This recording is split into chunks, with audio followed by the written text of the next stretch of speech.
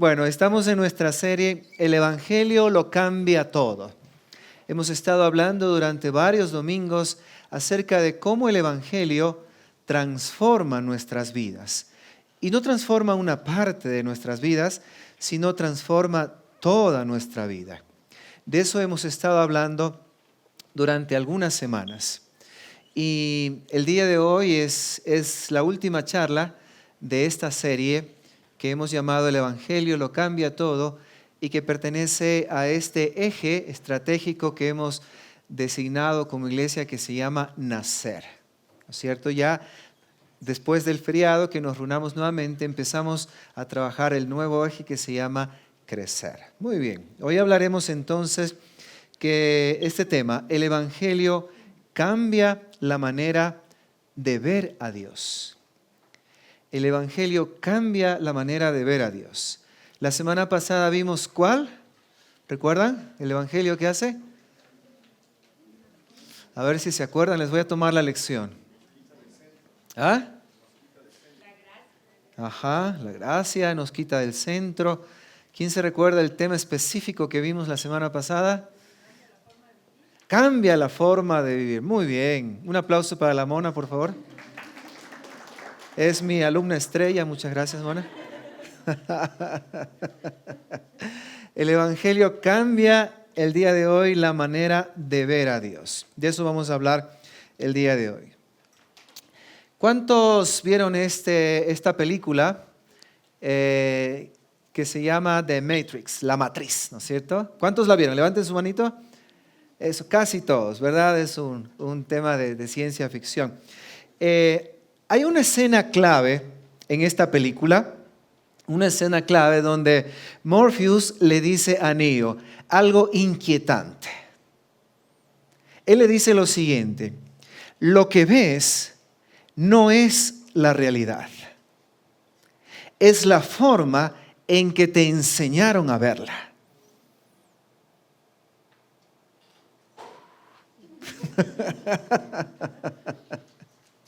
Lo que ves no es la realidad, es la forma en que te enseñaron a verla. Y Neo no estaba imaginando cosas, todos sabemos esto, ¿no es cierto? Él vivía en el mundo real, pero interpretado de una manera falsa.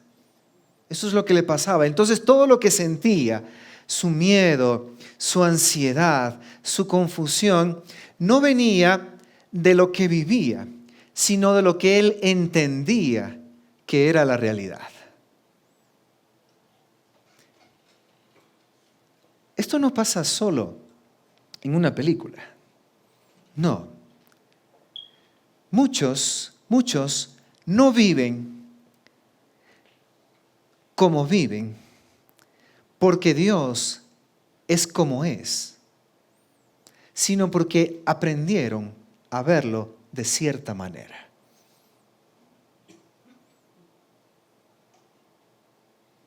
Les veo en la frente loading ahí. Voy a repetir esto. Muchos no viven como viven porque Dios es como es, sino porque aprendieron a verlo de cierta manera. ¿Ahora ya sí? Eso, muy bien. Entonces, no viven reaccionando a Dios, sino viven reaccionando a la imagen que tienen de Dios, a la idea que tienen de Dios. Así es como muchas personas viven. Y esa imagen define si vives con miedo, si vives con ansiedad, si vives con culpa o si vives realmente confiando en ese Dios que dices creer, en el Dios que dices que es tu Dios, o en esa imagen de tu Dios. Es por esto, ¿no es cierto?, que Jesús hace una pregunta, creo yo que es una pregunta poderosa. No es cualquier pregunta. Jesús hace una pregunta poderosa ahí en Mateo 16:13. ¿Qué dice ahí? ¿Cuál es la pregunta? ¿quién dice la gente que soy? ¿Quién creen ustedes que soy? ¿Quién soy para ustedes? ¿Soy realmente el que soy o ustedes creen que soy una imagen de lo que realmente soy? ¿Quién dice la gente que soy? Y bueno, antes de preguntarnos Jesús cómo deberíamos vivir, Jesús nos hace esta inquietante pregunta.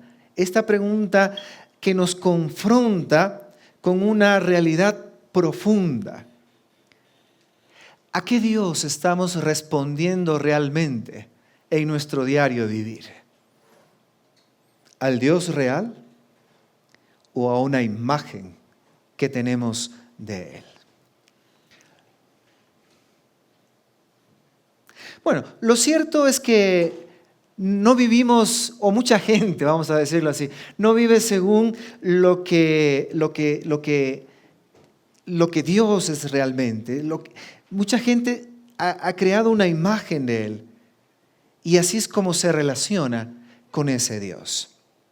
Entonces, yo te preguntaría, para empezar, ¿cuál es tu imagen de Dios? Alguien me podría decir, yo no tengo ninguna imagen de Dios. No. Todos tenemos una imagen de Dios, desde que no existe hasta cualquier otra cosa. O sea, el rango va desde que no existe y tu imagen es la inexistencia, y en el otro extremo está el verdadero y real Dios. ¿No es cierto? Vamos al punto 1. Todos tenemos una imagen de Dios. Todos tenemos una imagen de Dios.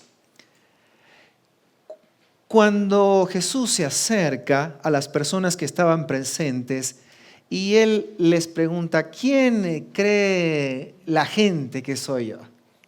Aquí encontramos una respuesta. Recuerden que Jesús venía ya en su ministerio público predicando y mucha gente le seguía por muchas razones.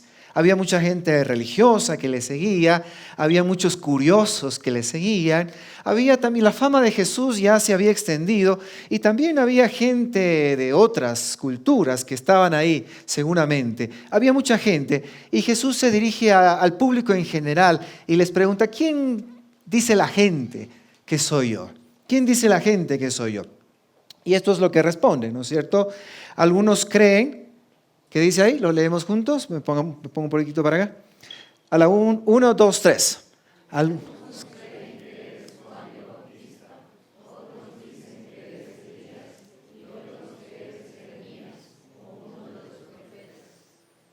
Esto eran las imágenes que la gente que estaba ahí tenía de Jesús. Ojo, nadie hablaba mal de Jesús, como suele pasar en nuestra época, ¿no es cierto? Rara vez se encuentra alguien que hable mal de Jesús. El testimonio o de la persona de Jesús en su realidad histórica, como un maestro, como un líder, etc. Yo no encuentro personas que digan, Jesús fue un mal tipo, ¿no? Fue un engañador, fue un estafador. Nadie hable mal de Jesús. Y en esa época ya Jesús también, y creo con mucha más valía, de gente que lo conocía, dónde había nacido, quién eran sus padres, etc. Nadie hablaba mal de Jesús. No. Todos, inclusive creo yo, lo admiraban. Precisamente por eso lo seguían. Pero nadie lo ve como realmente es. Y aquí se nos presentan 3 imágenes de Jesús. La primera, la de Juan el Bautista. Ellos dicen, mucha gente dice que tú eres Juan el Bautista. Eso es lo que la gente cree, que tú eres Juan el Bautista. Y Juan el Bautista, creo yo, representa para mucha gente a ese Dios como juez urgente. Eso es lo que representa Juan el Bautista. Porque recuerden que Juan el Bautista era un excéntrico que vivía en el desierto y comía cosas raras. Era medio místico y se vestía con piel de camello y era un predicador de fuego, digámoslo así. Llamaba al arrepentimiento siempre, llamaba al pueblo a prepararse, advertía de juicio, ¿no? ¿Qué significa esto? Creo yo que mucha gente ve a Dios así. es ver a Dios principalmente como alguien que viene a confrontar. Ese es Dios. Es alguien que confronta, ¿no? Es alguien que exige un cambio inmediato. Es alguien que siempre está cazando mis fallas. No, es alguien, no sé, es como alguien que tiene una mira y te está cazando y cuando te encuentra, ¡plin! No, hasta tenemos chistes sobre esto, ¿no es cierto? Ábrete, que te cae el rayo, ¿no? Esta es la imagen de este Dios. Este Dios juzgador. Es este Dios que te cae con todo, que está listo para acabar contigo si acaso fallas. La imagen de Dios, o la imagen que tenemos de Dios, la hemos creado, ¿cómo? Por herencia muchas veces de nuestros padres, por herencia de la cultura, ¿no? Son como dioses culturales. O por nuestras propias experiencias. Hemos interpretado tal vez esta realidad de una mala experiencia y hemos dicho, Dios es así, un Dios que castiga, que juzga, ¿no es cierto? Y si tú vives con un Dios así, siempre vas a vivir bajo presión. Nunca vas a descansar. Nunca sientes que es suficiente. Siempre estás quedando mal. Siempre vas a tener como la espada de Damocles arriba de tu cabeza, porque en el momento que fallas, ¡pum!, te va a caer el hacha, ¿no? Te va a caer esa espada encima, es ese Dios. Entonces, esto produce una vida religiosa intensa, pero ansiosa. Una vida marcada por culpa y por presión. La pregunta ¿es este tu Dios? ¿Es este tu Dios? También ellos respondieron, es Elías, es Elías. Otros dicen que Jesús era Elías. Este representa a Dios como poder que interviene. Elías, recuerden ustedes, Elías era el profeta ¿de qué? El profeta del fuego. Ese era Elías.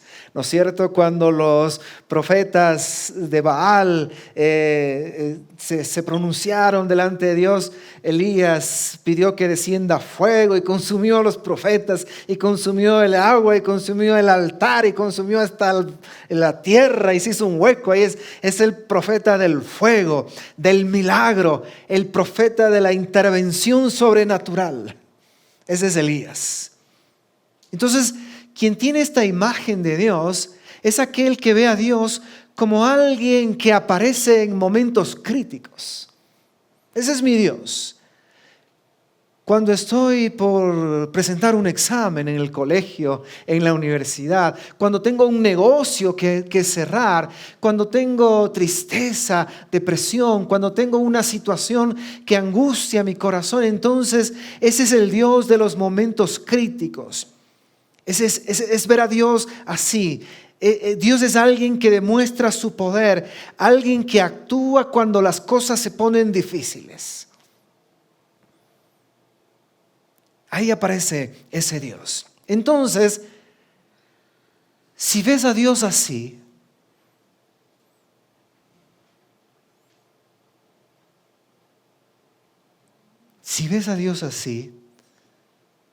vas a buscarlo solamente en las crisis.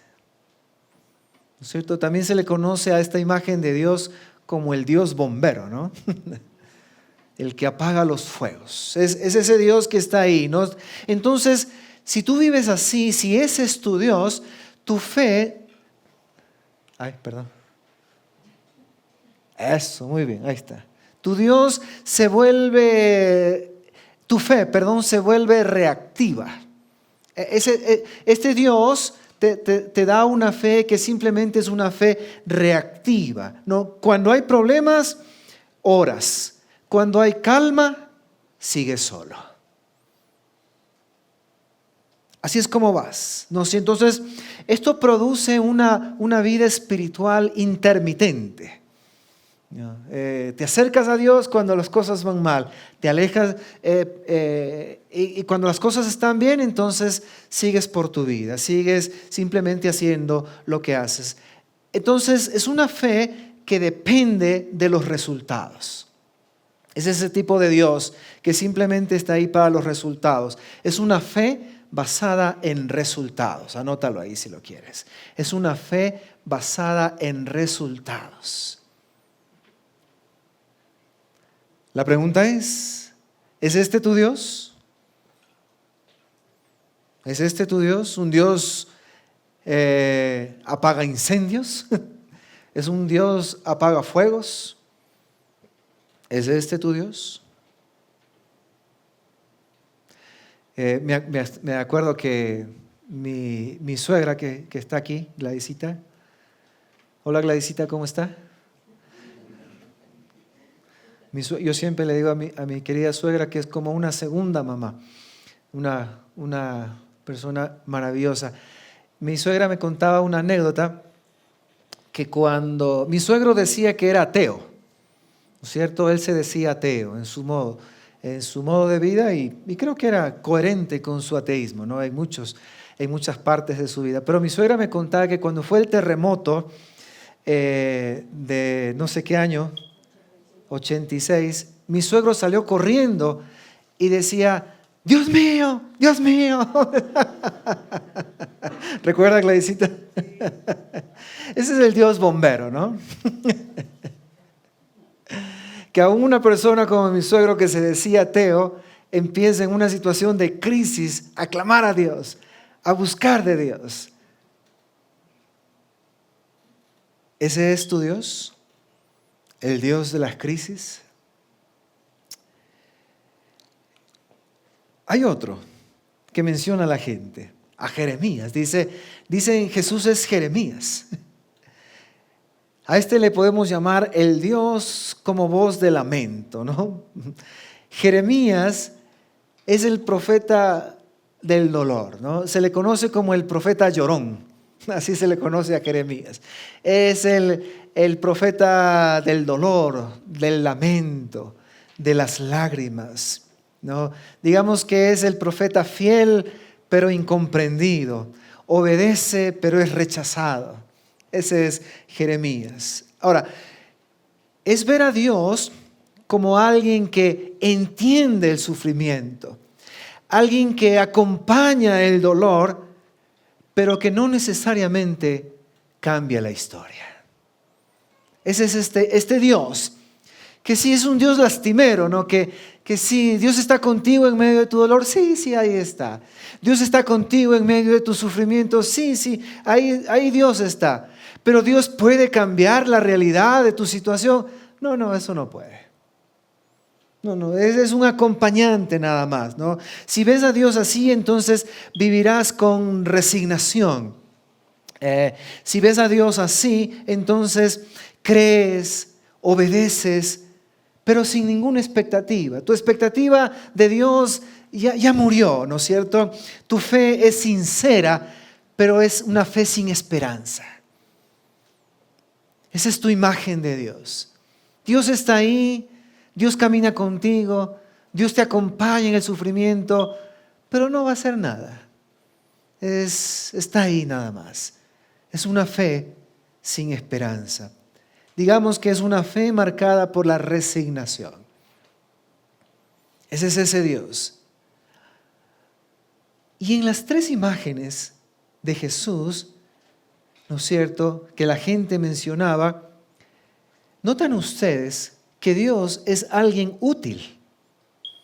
O sea, me sirve para que me haga compañía, me sirve para que me saque de problemas, me sirve para mantenerme a raya, ¿no es cierto? Dios es alguien útil, pero no es central.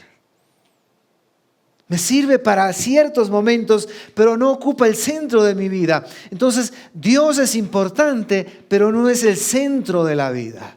Entonces, ¿qué tenemos acá? Aquí nos queda, ¿no es cierto? Juan nos deja cansados. Elías nos deja intermitentes. Y Jeremías nos deja resignados. Ninguno nos deja confiados. Hay un filósofo, creo que algunos lo han leído, se llama Albert Camus. Este es un filósofo francés. Muchos le llaman existencialista, otros lo ubican en otra rama filosófica que se llama el absurdismo. Este Albert Camus reflexionó sobre la vida humana usando el mito de Sísifo. ¿Conocen ustedes el mito de Sísifo? ¿Recuerdan ustedes que un dios le maldijo y entonces él tenía que subir una roca hasta la cima de una montaña y luego la roca bajaba nuevamente? Luego tenía que volver a subir la roca y la roca bajaba nuevamente. Y estaba maldito a subir esa roca por el resto de la eternidad. Ese es el mito de Sísifo. Entonces, Camus decía que el gran problema del ser humano no es solo el dolor, porque la vida es dolorosa, decía él, sino vivir sin razón para confiar en el final. Es el sinsentido de la vida, es la sinrazón de la vida, es el no poder confiar en nada, lo que finalmente acaba matándote, ¿no? Por eso él describía la vida moderna como esfuerzo constante, momentos intensos y una resignación silenciosa. ¿Qué les parece? Ahí está Juan, Elías y Jeremías. Esfuerzo constante, momentos intensos y una resignación silenciosa. Entonces, ojo, Camus no era religioso, era ateo. Él no hablaba de religión, pero él describió muy bien lo que pasa cuando Dios es visto de una manera incompleta. Y es que estas no son imágenes malas de Dios, son imágenes distorsionadas o incompletas. Esto es lo que podríamos llamar una caricatura, ¿no? Una caricatura es la imagen de alguien que conserva ciertas características pero están distorsionadas. Son caricaturas de Dios. Bueno, esto nos lleva a nuestro segundo punto. Número 2, una imagen distorsionada de Dios lleva a una relación distorsionada con Dios. Esto es justo lo que estamos viendo. Una imagen distorsionada de Dios nos lleva a una relación distorsionada con Dios. Dicho de otra manera, cuando Dios no es central, algo más tiene que ocupar ese lugar. Cuando Dios no es central, algo más debe ocupar ese lugar, ¿no es cierto? ¿No? Entonces, yo pienso que aquí tenemos solo dos opciones. No, vivir como si Dios no existiera en esa área, ¿no? Eso es lo que o lo que se llama un ateísmo funcional, o reemplazarlo por otros dioses funcionales. Dicho de otra manera, si Dios no me funciona para ciertas cosas, ahí no está Dios. Es un ateísmo funcional. Pero también puedo yo elevar otros dioses que sí me funcionen en esta área. Vamos a hablar de estas dos cosas. Número 1, ¿qué es este ateísmo funcional? Este ateísmo funcional, ¿qué es esto, no? El ateísmo funcional no es decir Dios no existe. No es eso. No es decir Dios no existe. Es algo mucho más común y más sutil. El ateísmo funcional es creer en Dios, pero vivir como si Dios no existiera en la práctica. O sea, yo sí creo en Dios, pero en la práctica Dios no me funciona en esta parte de mi vida. Dios no funciona en esta área de mi vida. Eso es un ateo funcional. Entonces, esto puede darse en el todo, es decir, alguien puede decir Dios no me funciona para nada, o alguien puede decir hay ciertas áreas en mi vida donde Dios no funciona. Y entonces se da en las partes. Una persona puede creer en Dios, pero su relación con Dios se limita, si acaso, a asistir a alguna reunión religiosa. Su relación con Dios se limita a hacer una plegaria cada mañana mientras va en su vehículo, ¿no es cierto? Pero el resto de su vida no está guiada por Dios. Ni siquiera se ha preguntado, ¿qué opina Dios del trabajo? No se ha preguntado, ¿cómo Dios quiere que lleve mi sexualidad? No se ha preguntado, ¿cómo Dios quiere que lleve mis relaciones? No se ha preguntado, ¿cómo Dios quiere que lleve mis emociones? No se ha preguntado, ¿cómo Dios quiere que críe mis hijos?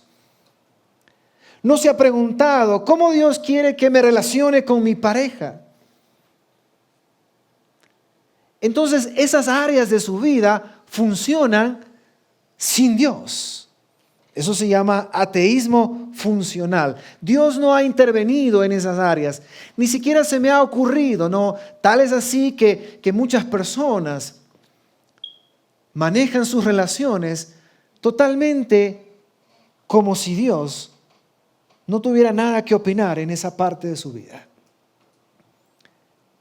Manejan su dinero como si Dios no tuviera nada que decir con respecto al manejo de su dinero. Manejan su matrimonio como si Dios no tuviera una opinión con respecto al matrimonio. Y entonces, el resultado de esto es que esas áreas funcionan sin Dios. Dicho de forma sencilla, dices que Dios es importante, pero tomas decisiones como si todo dependiera de ti. Dices que Dios es importante, pero hay áreas de tu vida en las que tú tienes el completo control de esas áreas. Aparentemente.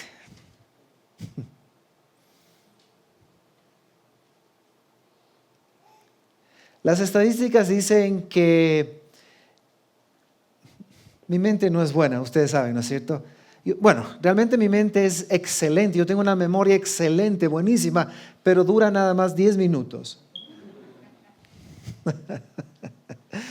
Según mis memorias, si alguien me puede corregir, por favor, el Ecuador dice que la estadística ecuatoriana que el 82-83% son católicos. ¿Alguien me corrige o me confirma? Más o menos. La Iglesia Católica, la voz oficial de la Iglesia Católica dice que de ese porcentaje, tan solo entre el 23 y el 25% son católicos practicantes. Esto nos deja de aquí ya me voy a perder, ayúdenme. Esto nos deja un saldo de ¿cuánto? ¿En porcentual? 60, 70. Quiere decir que hay un 75% de personas que dicen ser católicas, pero no son practicantes. ¿No es cierto? A esto se le conoce un católico nominal y un católico practicante. Yo conozco un amigo, ¿no es cierto? Él es, como dice este sabio hombre, Ricardo Arjona. En su magistral canción, Jesucristo es verbo, no sustantivo. La única buena creo que tiene. Dice, en mi barrio la más religiosa era doña Carlota. Y ella fue la que me ponchó más pelotas. Y este amigo, yo le he intentado hablar de Dios. Me dice, no, ve, yo soy católico. Y yo le digo, pero ¿En serio? Y cuando me encuentro yo con una persona que me dice de entrada, soy católico, yo siempre le pregunto, ¿eres nominal o eres practicante? ¿No? Y la sola pregunta ya a veces algunos abren los ojos, ¿no? Digo, ¿eres nominal o eres practicante? Otros sí me entienden. Entonces él me dice, no, yo sí soy practicante, me dice. Yo voy a misa y yo rezo el rosario y me cito varios de sus prácticas rituales religiosas. Y yo le digo, pero esta parte de tu vida estás viviéndola sin Dios. Es un mujeriego, pero de carta cabal, ¿no? No se queda con una, ¿no? Tiene una chica y otra chica y otra chica. Y cada que me encuentro con él me presenta otra novia, ¿no? Y por supuesto con cada novia pues va con todo, ¿no? No solo se coge en la manito, ¿no? Entonces yo le digo, ¿cómo tú puedes vivir esta parte de tu vida sin Dios y luego dices yo creo en Dios? Esto es un ateísmo funcional.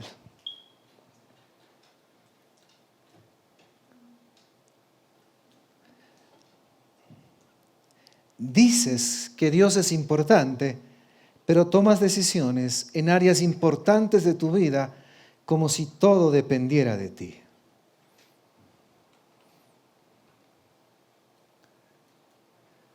Ojo, yo estoy hablando del catolicismo, pero lo mismo sucede en el mundo evangélico y en todas las religiones. No es una crítica al catolicismo solamente. Puedo hacer muchas autocríticas también. En la primera generación de cristianos evangélicos había mucho fuego, mucha pasión. Pero la segunda generación ya tiene los mismos problemas que ha enfrentado el catolicismo. Nuestros hijos tienen que ser también evangelizados. Y una tercera generación, yo soy la tercera generación. Mi abuelo era un colportor, esos que repartían Biblias hace 400 años antes de Cristo más o menos. Y mi papá ha sido un pastor por muchos años y yo soy la tercera generación. ¿Tú eres segunda, primera? Levanten la mano los de la primera generación. Eso hay pocos ya, ¿no? Segunda generación, levanten la mano.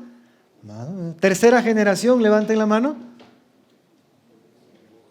Ya no hay aquí tercera generación, ¿eh? Cuarta, me faltó una, perdón. Cuarta generación, hagamos el ejercicio, levante la mano. Eso, muy bien. Un aplauso para Jay, qué bestia. Oiga, ahí hay una bendición en esto, ¿no? Hay una bendición enorme cuando uno va de generación en generación. Es hermoso esto, ¿no? Yo digo siempre, la fe en Dios, lo mínimo que hace es ser un contenedor del mal en la sociedad. Eso es lo mínimo que hace. No, practicamos la fe. Y es un retenedor del mal en la sociedad. Porque estamos exhortándonos todo el tiempo a actuar bien. Pero por supuesto, la vida cristiana es más que eso. Es mucho más que eso. Escuchemos al profeta Isaías. ¿Qué dice? Tenemos que tener cuidado con eso. Leamos 1, 2, 3.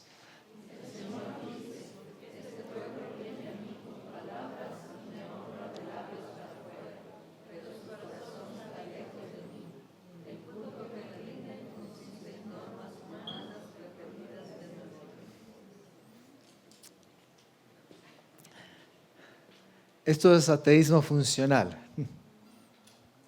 Ustedes, dice el Señor, si estuviera acá y nos estuviera reprendiendo, digo, ustedes vienen cuando vienen a tiempo y me cantan, levantan las manos, se arrodillan, lloran. Y eso está bien, dice, pero si eso no es acompañado de un corazón que acompaña eso, no sirve de nada. Eso es lo que está diciendo. No sirve de nada, ¿no? ¿Cómo se ve esto? En la vida diaria oras, pero la ansiedad gobierna. Crees, pero el control dirige tus decisiones. Confías en Dios con palabras, pero en la práctica confías más en tu esfuerzo, en tu dinero o en tu inteligencia o en tu experiencia. Así es como se ve en la práctica. Entonces, no es falta de fe intelectual. No es falta de conocimiento. No, es una fe desconectada de la confianza en Dios realmente. Mi autor favorito, ustedes saben, se llama... Y él dice, el ser humano no necesita más información. El problema del ser humano no es la desinformación. No necesitan conocer más de Dios. El problema del ser humano, dice Keller, es la rebeldía de su corazón. Ese es el verdadero problema. Ustedes no necesitan más información, necesitan más humildad, dice él. Yo le secundo. Eso es lo que necesitamos, tú y yo. No necesitamos saber más. A veces sabemos bastante, pero nuestro corazón sigue tan orgulloso como al principio. Entonces, el ateísmo funcional es oración sin descanso, fe sin paz, religión sin dependencia real. Y nace cuando Dios deja de ser central y pasa a ser perimetral.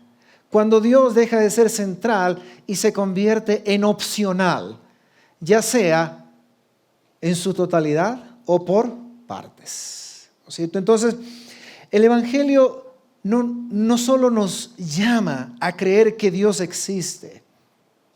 El Evangelio nos dice, si Dios es real, entonces debe estar en el centro de tu vida. Eso nos dice.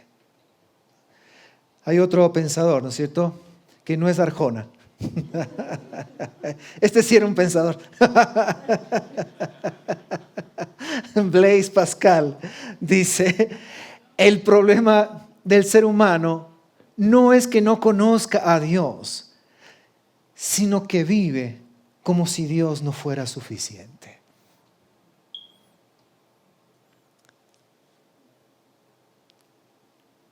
En alguna parte o en el todo.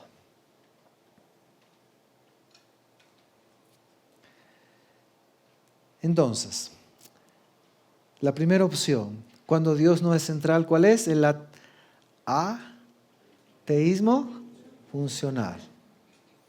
Ahora veamos la segunda. La segunda es dioses funcionales. ¿Qué es un Dios funcional? Un Dios funcional no es necesariamente el Dios en que dices creer, sino aquello, escúchame bien, es aquello de lo que realmente dependes para sentirte seguro. Es aquello de lo que realmente dependes para sentirte valioso.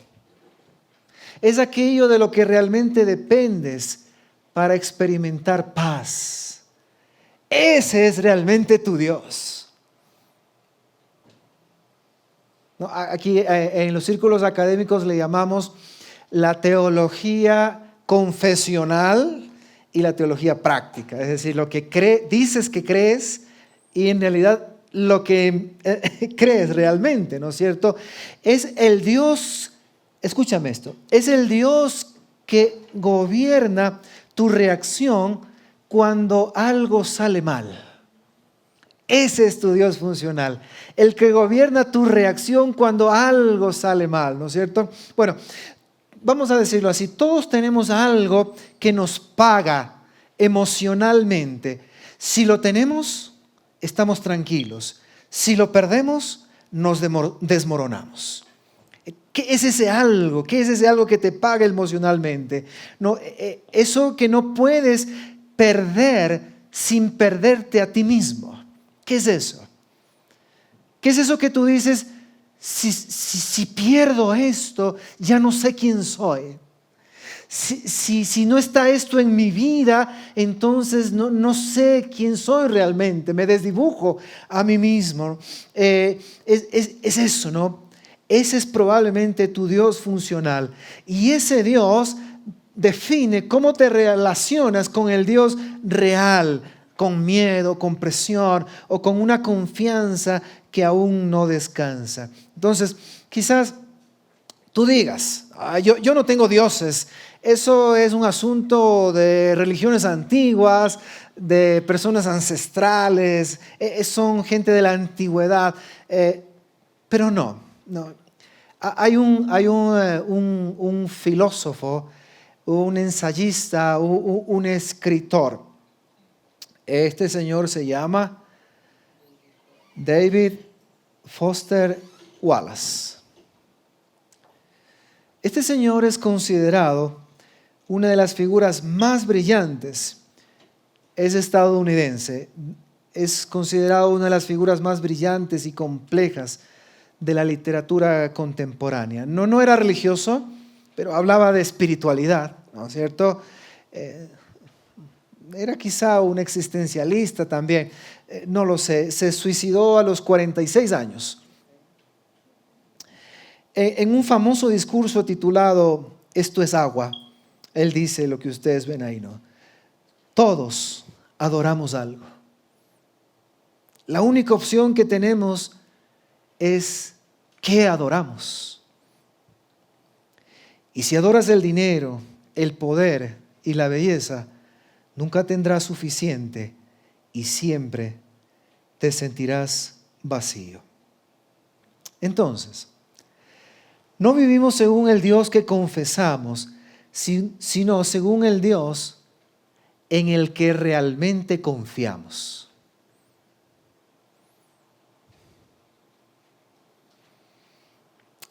¿En qué realmente confías? ¿En ti? ¿Tu experiencia? El dinero, ¿no? Es un Dios poderoso de nuestra época. La belleza también. Creo yo que por eso Jesús no se conforma con lo que la gente dice de Él. No. Él da un paso más. Y Jesús hace una pregunta que ya no es cultural. Jesús hace una pregunta personal. Recuerden que Jesús está hablando con toda esa gente que le seguía. Ahora Jesús se dirige a sus discípulos más cercanos, a los que estaban, a los apóstoles, a sus más cercanos, y les hace la misma pregunta. ¿Y ustedes? ¿Quién creen que soy yo? Aquí Jesús va más profundo. Más profundo. ¿Por qué no basta con hablar bien de Dios? La pregunta que Jesús les está haciendo aquí a sus seguidores más cercanos es: ¿qué lugar ocupo realmente en tu vida? ¿Realmente ocupo el lugar central en tu vida? Yo por eso dejé un espacio en blanco ahí. ¿Sabes para qué? Pon tu nombre. Pon tu nombre ahí. Pablo, Jen, Nisa, Lu, Mona. Dios te pregunta hoy: ¿qué lugar ocupo en tu vida? ¿Un lugar central o un lugar periférico?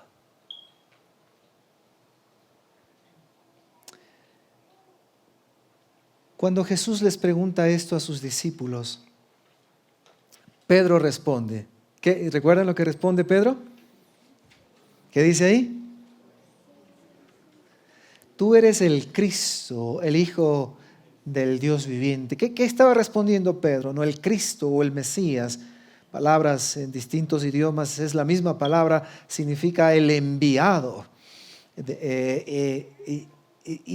Pero Pedro dice aquí, no solo eres el enviado de Dios, y luego de decir que eres el enviado de Dios, inmediatamente dice, eres Dios mismo. Eres Dios mismo, eres el Hijo del Dios viviente, ¿no? Pedro está diciendo que tú eres el mismo Dios. Las profecías decían que Dios iba a bajar de su realidad existencial a nuestra realidad existencial, tomando forma humana. Oye, sí, esto parece una película de Avengers, pero es la base de nuestra fe. Yo siempre le digo a las personas, si creemos en otras tonterías, casi digo esta palabra, y sustentamos nuestras vidas creyendo en otras tonterías. Esta es la base de nuestra fe. Creer que un Dios, ¿no es cierto?, se encarnó en un ser humano. Y Pedro dice, ese ser humano está aquí en medio de nosotros y se llama Jesús. Yeshua, ¿no? Este es Jesús. Y yo digo, a veces no hemos, ni los discípulos en ese momento, ni nosotros hemos dimensionado la realidad de esta situación, que el Dios que creó el universo, que para nosotros es inexplorable, inexplicable, ¿no es cierto? El universo. Ese Dios que creó todo está aquí en medio nuestro. Es lo que Pedro estaba diciendo acá.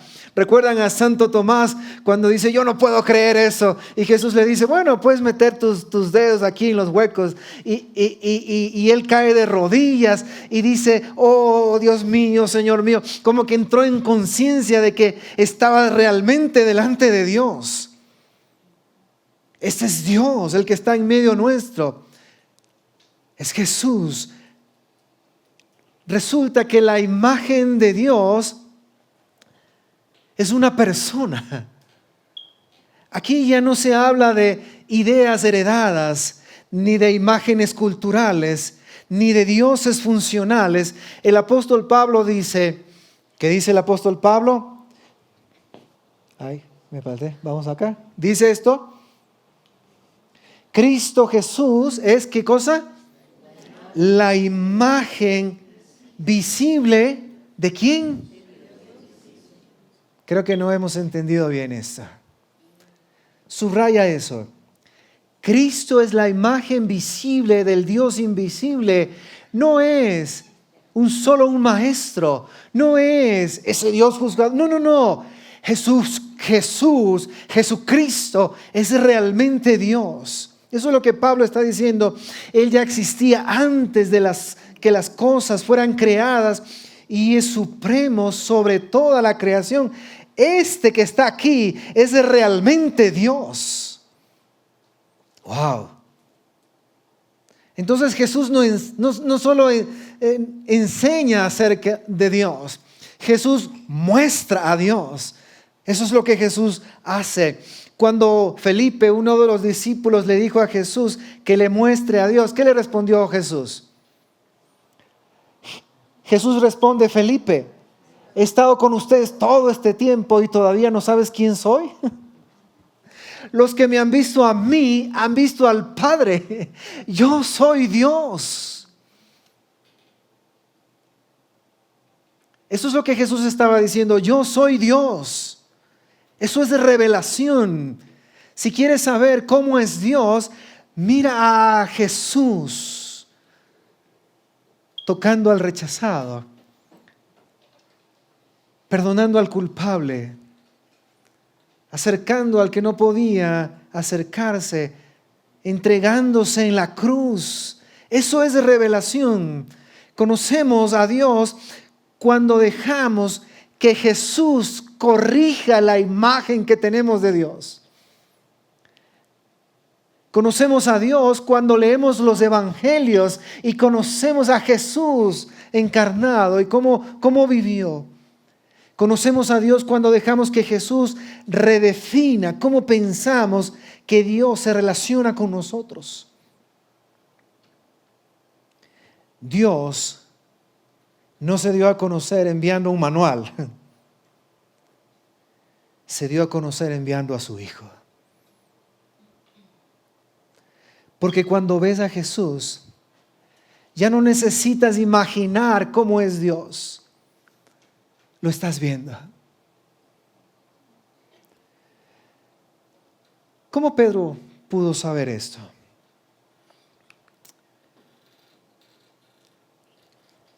¿Qué dice el Mateo 16? Simón, hijo de Jonás, qué afortunado eres, porque no fue un ser humano el que te lo reveló, sino mi Padre que está en el cielo. Esto es clave.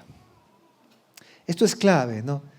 Pedro no llegó a esta confesión por ser más inteligente que el resto de los discípulos. Tampoco llegó a esta conclusión por haber estudiado más. No. Tampoco llegó a esta conclusión porque tuvo una experiencia intensa, emocional. No. Tampoco llegó a esta conclusión porque heredó la imagen correcta de Dios. ¿No? Pedro no lo dedujo, se le reveló. ¿Qué quiere decir esto? ¿Qué quiere decir esto? ¿Cómo se dio esto? Veamos 3 cosas rápidamente. Número 1, no fue información nueva, fue visión nueva. Pedro ya, recuerden, no fue información nueva. Él tenía información de primera mano, había escuchado a Jesús enseñar. Había visto a Jesús hacer milagros, vio a Jesús resucitar al muerto. Pero hasta ese momento no lo sabía que el que estaba ahí era Dios. No fue nada de eso. ¿Qué quiere decir esto? Esto quiere decir que la revelación no es saber más de Dios, es ver a Dios como realmente es. Y eso solo puede venir de Él. Eso solo puede venir de Él. En este momento Pedro no aprende algo nuevo. Él ve algo que antes no veía. Eso es lo que le pasa a Pedro aquí. Número 2, la revelación no anula la razón, la supera. Aquí Jesús no desprecia la razón cuando dice no fue un ser humano. No. Él está diciendo que la razón sola no alcanza. Eso es lo que está diciendo aquí. Entonces puedes saber muchas cosas correctas acerca de Dios y aún así no confiar en Él. ¿Sabes que Dios es bueno? Sí, pero aún así no confías en Él. No le confías tu dinero, no le confías tus relaciones, no les confías tu carrera, no confías en Él. Prefieres confiar en ti mismo. Entonces, la revelación ocurre cuando Dios mismo abre nuestros ojos para reconocerlo, no solo como verdadero, sino como digno de confianza. Número 3, Dios se revela cuando dejamos de usarlo y empezamos a mirarlo.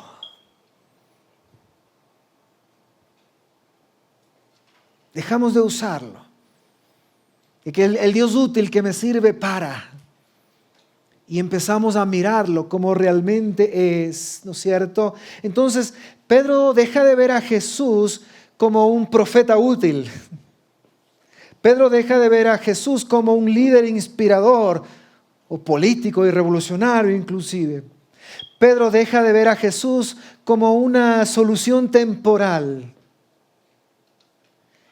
y ve a Jesús como dice su declaración. Tú eres, ¿qué cosa? El Cristo, el Hijo del Dios viviente. Eres Dios, realmente Dios. Entonces, cuando Dios deja de ser funcional y pasa a ser central, eso no es un logro humano. Eso es gracia reveladora. Es gracia reveladora. Y eso mismo puede pasarte hoy. No necesitas entenderlo todo. No. No necesitas resolver todas tus dudas. Tampoco. No necesitas una experiencia más profunda. No. Lo que necesitas es que Dios te muestre quién es. Y tú empieces a confiar en Él. Porque Él es confiable. Porque cuando el Padre te muestra al Hijo, la imagen de Dios cambia. Y con ella, toda tu vida.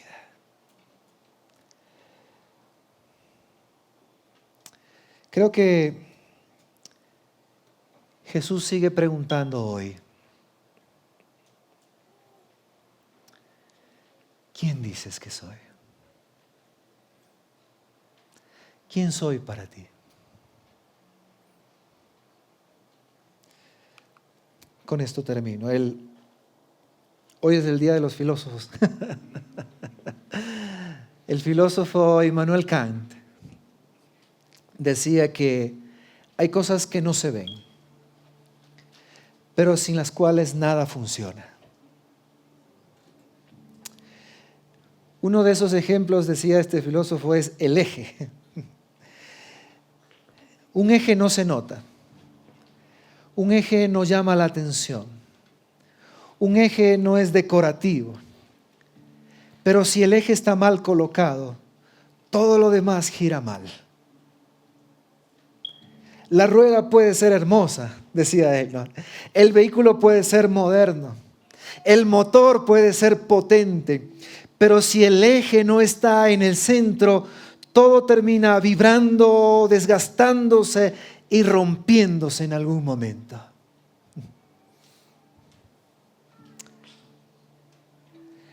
Immanuel Kant nos ayuda a reflexionar sobre el hecho de que todo necesita un eje. Y el Evangelio nos revela que ese eje es ¿quién? Jesucristo. Jesucristo. Si Él ocupa el centro, dejamos de desgastarnos, dejamos de vibrar y dejamos de torcernos. Si Él es el centro y aprendemos a confiar en Él como realmente Él es Dios, entonces nuestra vida va a girar bien.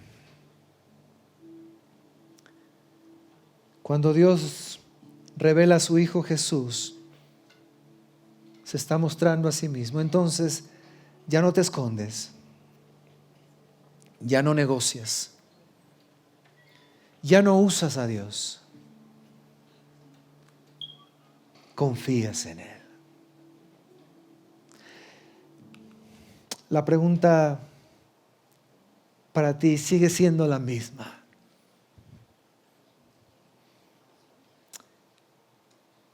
¿Quién dices que soy?